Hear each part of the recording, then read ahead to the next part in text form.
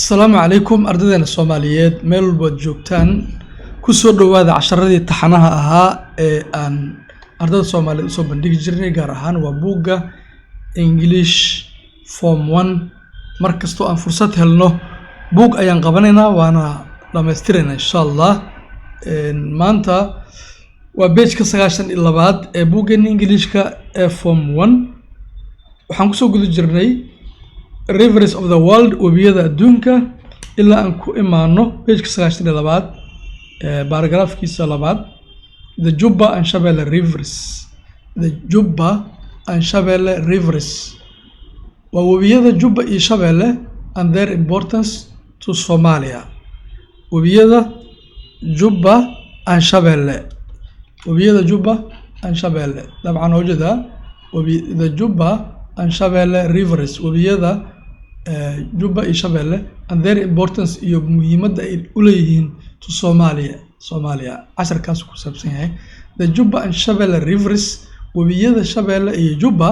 are the only perennial rivers waa kaliya waxay yihiin webiyada joogtada ah perennial joogtada ah oo soo laabto mar walba in Soomaaliya kusoo laabtay joogtada ah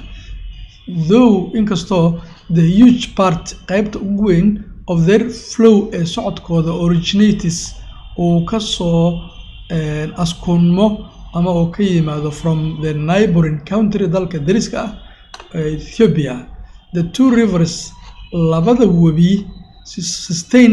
waxay caawiyaan agricultural production wax soo saarka beeraha production wax soo saarka agriculture waa beero not only kaliya ma ahan by providing inay siiyaan much needed irrigations waraabka aadka loogu baahan yahay kaliya ma siiyaan but also xitaa laakiin waxay siiyaan through the very fertile flood plain dhul biyo fariisi ah daadadka ay fadhiyaan oo webiyada qarkooda ah bacrimsan aad u bacrimsan oo ay wax ka baxayaan flood plain waa dhul webiyada ku dhow oo webiga marka uu buuxsamo biyaha ay fariisanayaan where halkaasoo variety of both food crops qaybo kala duwan of both food crops dalagyada cuntada laga dhigta ee la cuno and cash crops iyo dalagyada la iibsado are grown ay ka baxaan for domestic and foreign markets si loogu iibiyo suuqyada dibadda iyo kuwa gudaha ahba the Juba river webiga Juba which is the fifth largest river kaasoo ah webiga shanaad in the Africa webiga ugu ballaaran which is kaasoo the fifth largest river webiga ugu ballaaran ee shanaad in Africa has three main tributaries wuxuu leeyahay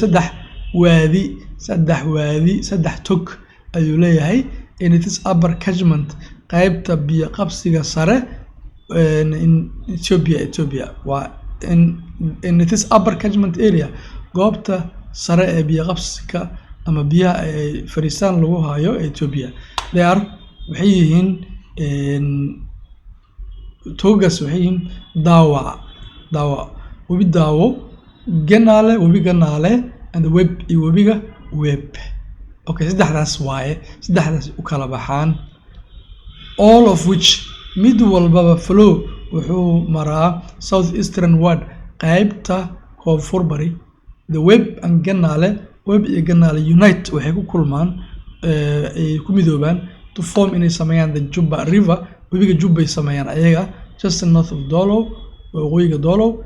Ethiopia markaas ay kasoo galaan while the Dawa tributary halka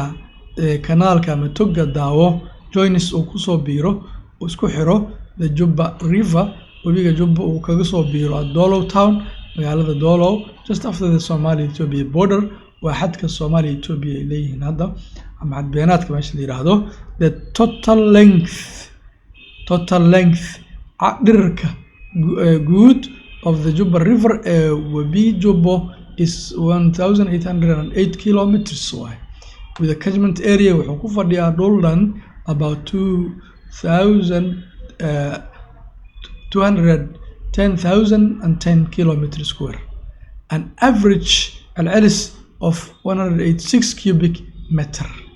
186,000 liters of water بيئة flow أيا صعدة every second دقيقة كستا down waxay ku soo shubaan the Juba River webiga Juba at Luq station Luq وتقانين أقول كذا كترسل Juba River webiga Juba passes wuxuu maraa through geda ayuu maraa bilal Juba Jubada dhexe ayuu maraa lower Juba iyo Jubada hoose gobolada Jubada hoose Jubada dhexe iyo geda ayuu maraa and ends wuxuu ku dhamaadaa goob weyn meesha la yiraahdo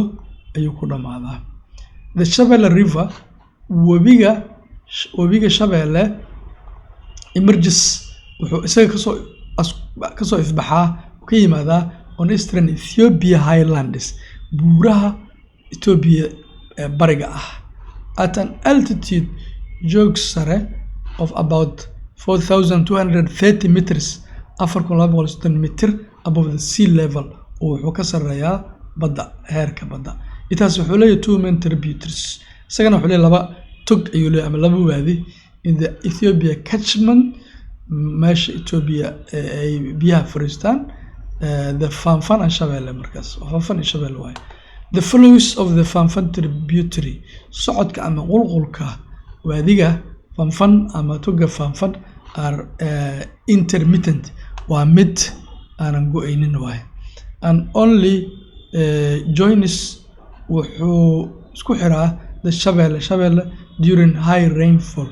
marka roobka uu sareeyo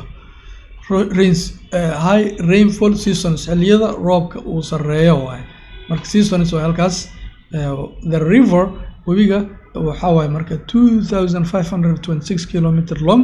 intaas dhererkiisu yahay with catchment area wuxuu ku fadhiyaa 283,054 kilometer square the average waa halka average flow qulqulka celceliska ah ama xadiga uu ku socdo webiga of Shabelle River at Beledweyne station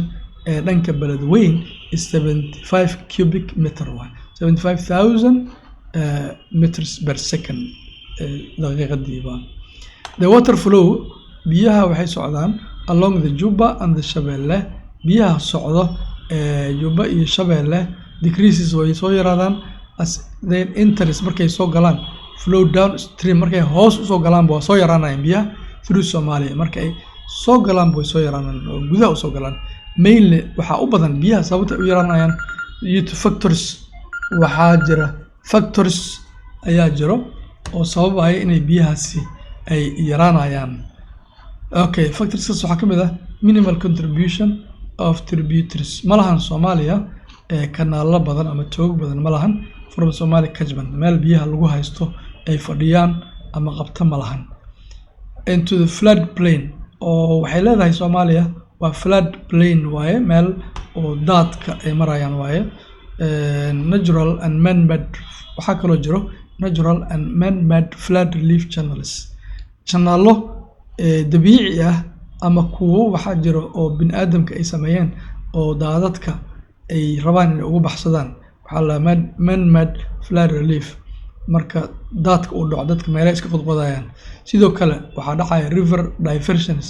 webigii ayaa la leexsanaya for irrigation si loo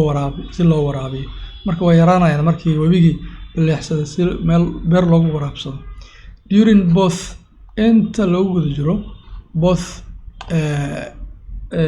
inta lagu guda jiro meeshan way go'an tahay marka aan buugga aan ka fiiriyo okay during inta lagu guda jiro both low and high periods way marka both low and high periods xilliyada webiga uu ama hooseeya ama uu sareeyaba as well as natural losses sidoo kale waxaa jirta khasaarooyin dabiici ah oo ka dhasho in maaragtay in uu evaporation uu dhaco oo umi uu dhaco biyot uu dhaco and infiltration isdhexgalaan large isdhexgalaan maxay tahay recharge of the ground water biyaha dhulka iyo kuwa webigii ayaa isdhexgalay biyihii daadka oo roobka keenay iyo biyihii webiga ayaa isdhexgalay Shabelle passes river Shabeelle waay marka webiga Shabeelle passes wuxuu maraa through Hiiraan ayuu maraa middle Shabeelle Shabeellada dhexe and lower Shabeelle regions iyo gobolada Shabeellada hoose ayuu maraa and ends in wuxuuna ku dhamaadaa inaad Dai Tobacco Forest kaymaha Dai Tobacco la yiraahdo ayuu ku dhamaadaa waxaan filayaa casharkan inaad uu naqtiin idin yahay macallimiintiin ay idin soo sharxeen si fiican leed kugu soo sharxay hadana wuxuu idin noqonayaa muraajaca iyo naqtiin ayuu idin noqonayaa waa noo wadaynaa qayb ayaan wadaynaa muuqaalkan ardada form 1ka ha loo share gareeyo aad iyo aad u mahadsantiin salaam